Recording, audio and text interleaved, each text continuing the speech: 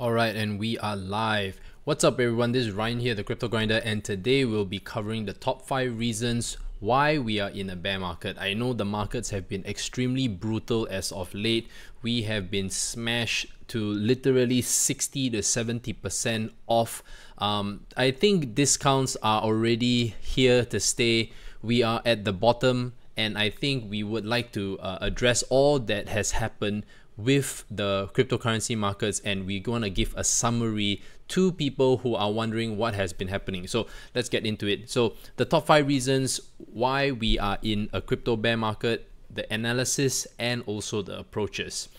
So first up, let me just cover China's shutdown of Bitcoin miners. Now we all know that China produces the most Bitcoin in the world using mining. Right, and mining is dedicating, or you're using electricity to mine Bitcoins. Firstly, you obviously have to buy the end miners, right? And then from then you are dedicating electricity to mine those Bitcoins. Most critical aspects to address are criminal activities such as money laundering, tax evasion, and funding terrorism.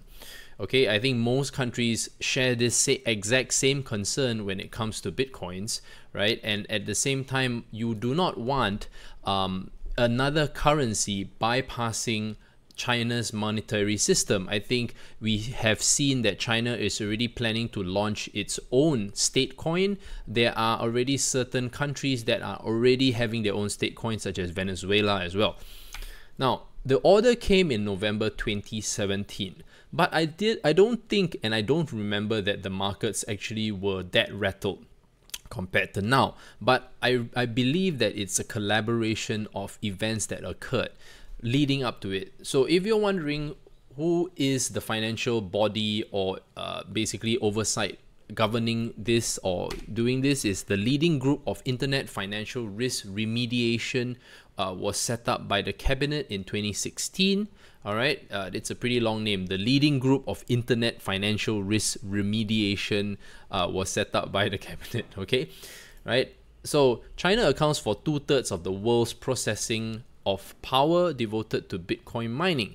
Also home to some of the world's leading creators of mining hardware. So at that time, it was Bitmain, right? And I think as of now, Bitmain has already shifted its offices. I think there's an office here in Singapore, there's offices in Switzerland, and I think they have moved their mining facilities to other countries, perhaps even Russia.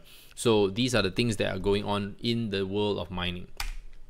Next up, we have Mt. Gox trustee that sold 406.6 million Bitcoins, okay, worth of Bitcoins.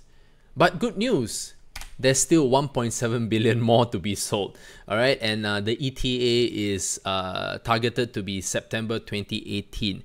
Now, if you're wondering what is Mt. Gox was an exchange back in the heyday. It was like I would say it's like the Binance or the Poloniex of that time. And of course, Mt. Gox exchange started out as a magic trading kind of, a magic card trading kind of place, right? And eventually it evolved and morphed into a Bitcoin exchange.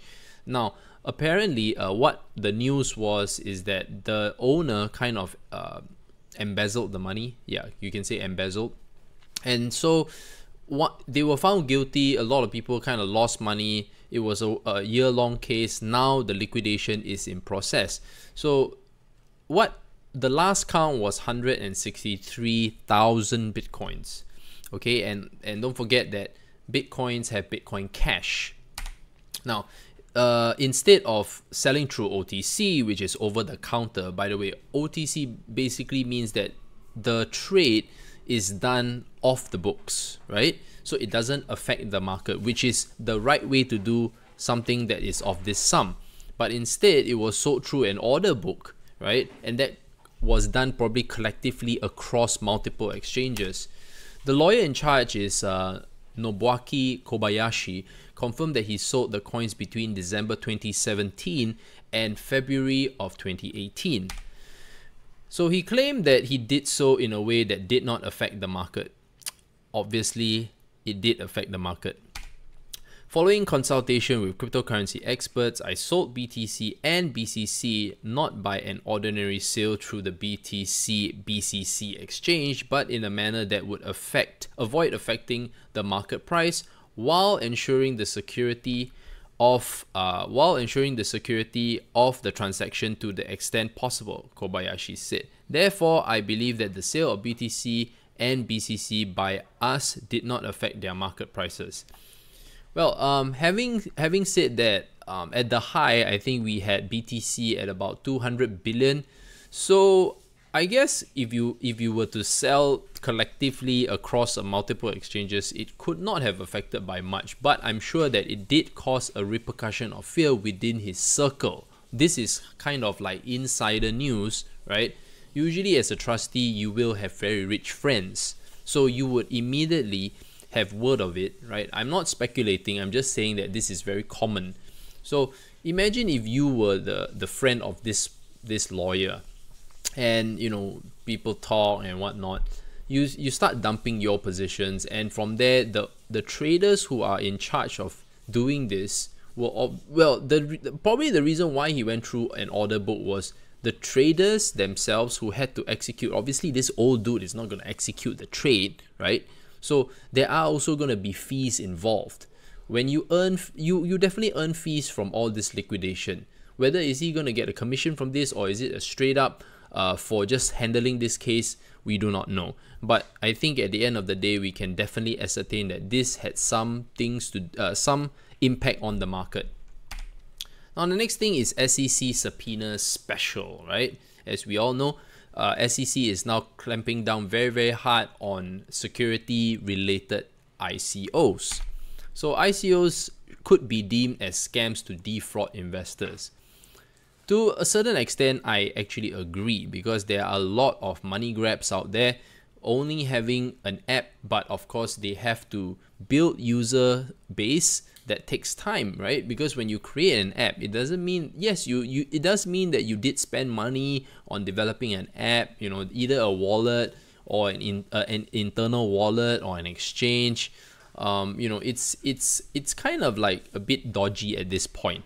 Even when you create any kind of physical product, well, physical products are another level actually, but it all depends on how the ICO was structured to begin with.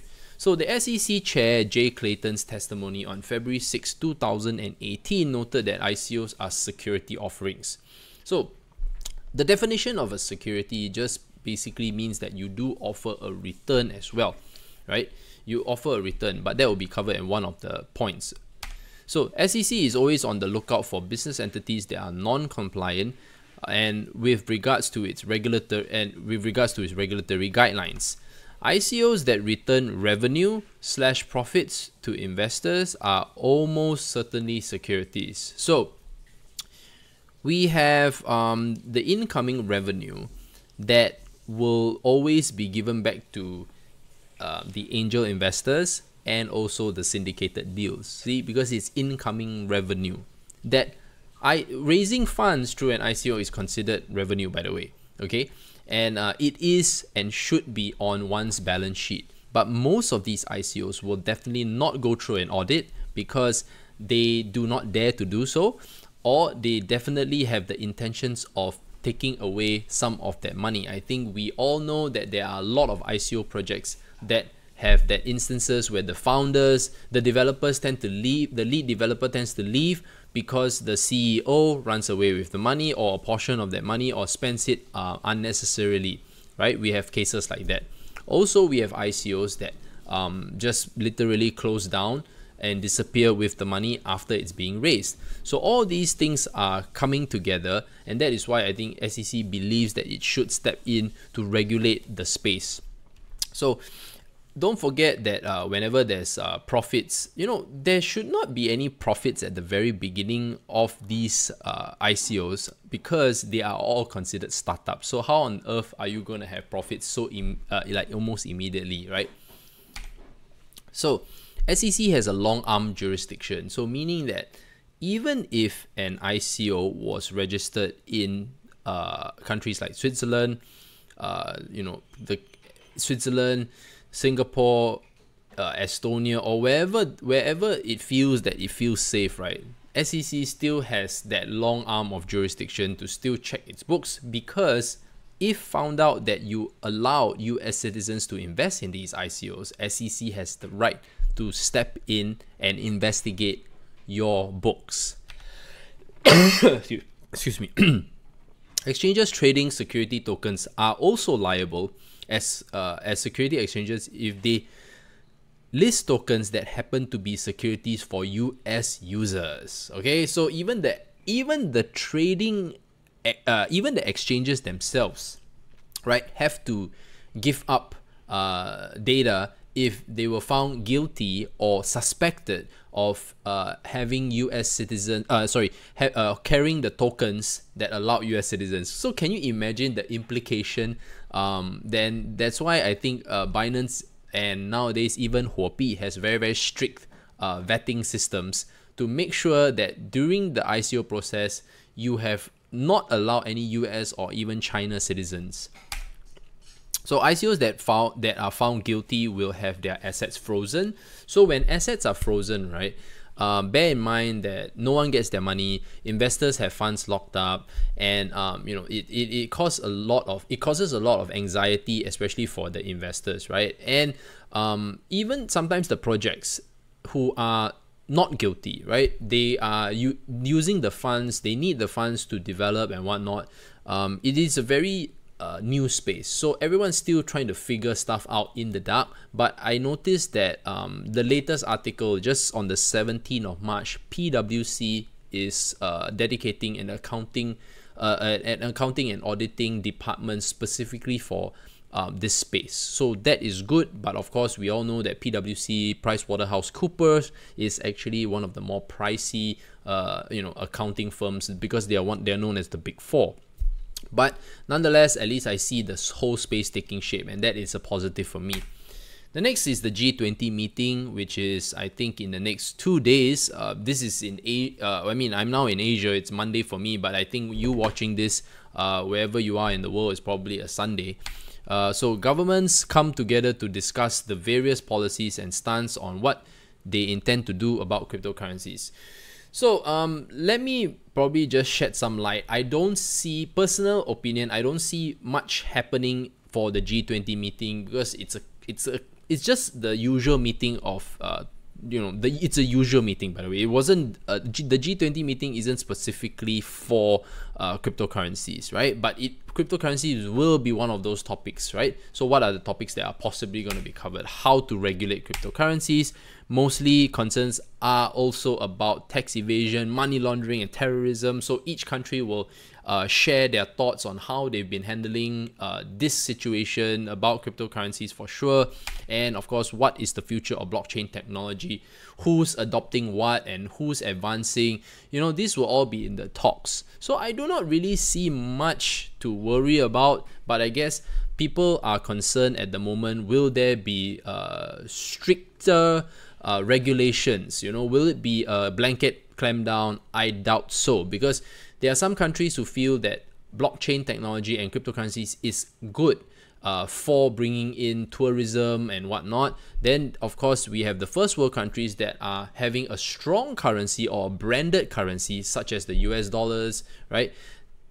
They don't want Bitcoin or any other currency kind of overtaking the US dollars, right? So this is the kind of the debate. Now, of course, blockchain, we all know that most countries are quite open to blockchain technology, especially if you have funding. You, as a government or even as an institution, you are already seeing that a lot of these countries and institutions spending money on blockchain technology. So this is definitely here to stay. Now, the fifth one is the more, it's in the realm of the internet. So you have the scam exchanges, high yield investment programs, or we call them HYIPs, ICOs, and pump and dump groups.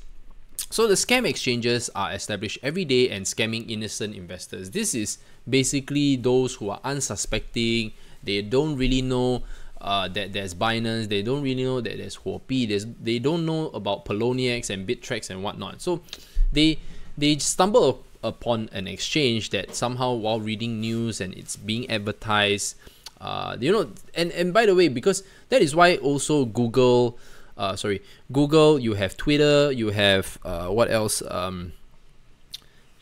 Google, Twitter, and Facebook all banning crypto related ads. I'm sure that there's a way around it, but right now, scammy exchanges will always exist. Now, scammy exchanges may mean that they are open for a short period of time just to capture the public's money, or they can be run scammily internally, right? So we know that CoinCheck did a little bit of like I think they took away 50 mil, right? It had about 530 to 580 million, and then after that it had to run it kind of like returned the money, 80% of the money that was taken away. So you notice that there's this kind of internal shit going on, or it's a plain out scam, right? So all these things are happening, and we do not know how to regulate. I mean, of course, authorities cannot control, because exchanges can be created online, and it can even be white labeled. You can actually white label an exchange, guys. So just so you know, right? So this is happening now. We have the high yield investment program. So what's an example of high yield investment programs? We have BitConnect. BitConnect is an example of that, because from these programs, there's always a very great promise of returns on a daily basis, weekly basis. And right now, why am I covering this more specifically is that because when the market is down, right, people are desperate to see gains. When people are desperate to see gains, they will sometimes fall victim to such programs, right? There is no such thing as 1 to 3% returns on a daily basis to even weekly basis, right? No group can actually do that, and it's definitely not for the retail group. Trust me when I say this, it doesn't function that way, right? But I do know that at the higher banking level, there is letter of credit, right, where they work on these notes, medium-term notes and whatnot, where you give cash upfront, but at the end of 12 months to 13 months, you will be given 150% return or something like that. That's on a higher level where you have to have lots of liquidity. So if you're not at that level, there's no way that you could get that kind of return. And it's basically why the banks can do that is because it's to work on the float. It is to have the cash on hand, so that the next 12 months they can generate so much revenue and they can still honor the person who gave, or the institution that lent that money to them in the first place, and they are obviously borrowing. Okay, so that's a standard letter of credit, so we call it SLC. Now so basically, don't fall prey for high yield investment programs. Okay, these will always be coming out. It can be in the form of an ICO as well, because these days there are a lot of people are still interested in ICOs. People are still new to the ICO space, so they will fall victim to it. Now, most will last anywhere from 1 to 3 months, and then after that they wrap up, and of course they leave you with your money. Then most successful scams can last as long as 1 to 2 years, just like how BitConnect actually did so, right? It lasted for I think 1 year plus, and it was in plain sight, guys, because it had its own coin. So scam exchanges will cash out and claim that they were compromised. So we have pump and dump groups, which is the age-old, the age-old, magic show, right? You have either your influencers that are in on it, and then after that you have the individual pump and dump groups that have their own little ringleaders, and then it's usually free to join a pump and dump group, right? Same thing.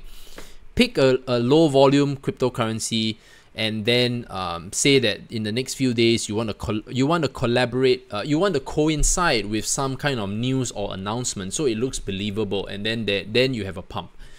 More often than not, your money is going to get stuck, because usually the pump was fabricated by groups of people. It is not by the particular ICO itself. Now, when you have real demand for a cryptocurrency, it takes a huge effort and work, right, to have that happen where there's real need. For example, maybe you want to set up more nodes. Maybe, for example, this particular token has some utility that is of strong demand and people want to use it, we are still not really there yet, especially if you're talking about random ICOs. Maybe for Bitcoin, maybe for Litecoin, maybe for Ethereum. But for certain cryptocurrencies, it is still not there yet. And suddenly you get a huge pump that is going to give you a 30% to 50% delivery is absolute bullshit. So please stay away from all these pump and dump groups if you can. Now, what are the CG recommendations that I can give, especially if you are someone who is new to the market or you're wondering what the heck to do? So stay ahead of the curve with the CG Premium Group, right? Where we provide, it's a monthly subscription where we provide news, allocations for your portfolio, and of course trading setups. If you're someone who is very new to the space, you need that kind of guidance, especially if you're a working professional 9 to 5, you're not free to look through charts all day long and try to study the market. We kind of keep everything in the bite-sized, concise way for you so that you're able to sift through the information for that particular day or that particular week. Now, invest and not speculate. A lot of people love to just throw money randomly because I guess it is just the way we are, right? We are curious individuals. We are very new to the space. We want to make money, but we don't know exactly how. But with the whole boom of cryptocurrencies, it seems so easy to just set up an account and put in a few $100 to a few $1,000 to invest in the cryptocurrency markets. But investing is a different level of skill. In CG or in our premium groups, we also teach you how to invest, or at least approach a cryptocurrency and dissect it in a very orderly manner, or at least you are able to analyze a particular cryptocurrency before you put your money in. And that is how you decide, and that is how you define investing instead of speculating. Speculation is just purely listening to someone else and throwing your money at it without much research. We have the DCA strategy, which is dollar cost averaging, which has been very effective of late. We always like to remain conservative, but not too conservative that we are out of the market. I do not believe that. I think I've been listening to a lot of groups. A lot of groups are recommending just going into Tether and doing nothing. That's because there's no volume. And most of the groups are functioning based on trading, right? And as a trader, we all know we need volume. We all need volume in order for trades to go through, or at least there's gonna have volatility in order for us to do trading. But when you're approaching it from an investor standpoint, you want to be able to accumulate more, especially when it's in a bear market, because we get paid once a month to maybe if you're someone who gets paid weekly, great. So after clearing off all your bills and whatnot, you need to allocate a certain portion of that to crypto, right? It's a discipline kind of thing. It's not like something that you feel like, oh, today I'll do it, then I'll do it. It doesn't really work that way, okay? If you're really committed and you want to invest in this space, then you have to learn certain strategies that will help you grow your portfolio over time. So the DCA strategy, or the dollar cost averaging strategy, is a perfect way to do so. Now, the next thing is side hustle. Side hustles are to build a secondary stream of income. Now, I think most people are already very open to the gig economy. There are people who are driving Grab or Uber or whatever that is available in your country as a secondary stream of income. Usually, it is something that you do at the side and you're passionate about it. That way, whether you're making a little bit of money or a lot of money, you're actually enjoying the whole process. Now, I believe very strongly in the side hustle because I noticed that a lot of people always say they are not having enough liquidity, they don't have enough cash, and it makes the DCA strategy very hard, because how are you going to invest continuously in this market? Say if you bought something at the all-time high, say you bought Ripple at the all-time high, for example, right? And when Ripple starts to consolidate at a lower price point, but you have no more money, so the only way is that you can sit on your hands and wait for the magic to happen again before you can even consider exiting. But during that time, you have already missed out on so much opportunity that all you can do is sit on your hands. So whether you're a student or whether you're an adult working professional already, you can always find a side hustle, guys. It's just a matter of how hardworking you are. I am a parent, I run a business, and I run a business with a team of 7 other individuals as well, right? So it's not like I'm a very free person as well, but I make the effort, right, to always look for opportunities that are available. So my business is my full-time hustle. I don't need a side hustle because the business itself has multiple ways for me to make income. Now, if you're having a job, your job is that mainstream of income, but you have to also try to look for something outside, right? If you can look for something outside, you can have more liquidity to stay invested in the market. So the other thing and the last point is scalp trading. So scalp trading is a little bit more sophisticated, and we have shorting as well. So shorting basically involves you having a margin account, right? And the margin account allows you to sell, right? Sell at a certain price point, and then you can close that position at a lower price point, and that's how you profit from a down market. But I still kind of am hesitant. Okay, firstly, let's address scalp trading. So scalp trading means that you're very happy to take small profits on a daily basis. So you can either do it manually or you can use a bot. Now, these are a can of worms in itself. Firstly, scalp trading, you have to be decently active, right? You can't just have zero knowledge. So that's why CG Premium Group, we focus on technical analysis. We teach you how to do trades. We teach you how to read indicators or use certain indicators to your advantage. But scalp trading, I would say that it's great when you have a decent size portfolio, say anywhere from 10,000 and above. That way, when you enjoy a 2-3% gain or even a 1% gain, if your account is really huge, even a 1% gain is not bad. But that's very tedious, right? So most people use a bot, but bots tend to open a can of worms because there's always API hacks. I think the recent Binance, I think there was a bot that was compromised on Binance. Not that Binance was compromised, but the API of that particular bot was probably having an error or buggy, and it caused forced liquidation to sell off certain coins and move on to another coin. I think it was Vertcoin. So that happened on Binance. Then you have shorting. Shorting is usually 1x, 2x, or even 3x on certain exchanges where you're allowed to sell first and buy back later. So shorting is also a kind of skill. I mean, a skill that has to be attained over time, right? You don't just randomly short the market for no reason. You have to have certain key elements to kind of or a trading setup that allows you to justify to short the market.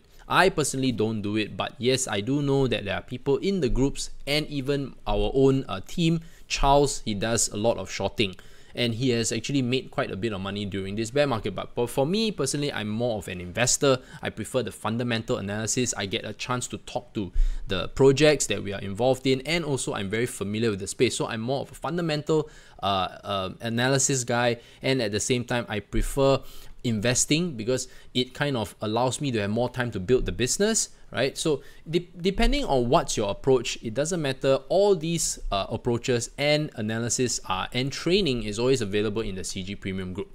So that being said, thank you so much for watching, guys, and that concludes the stream.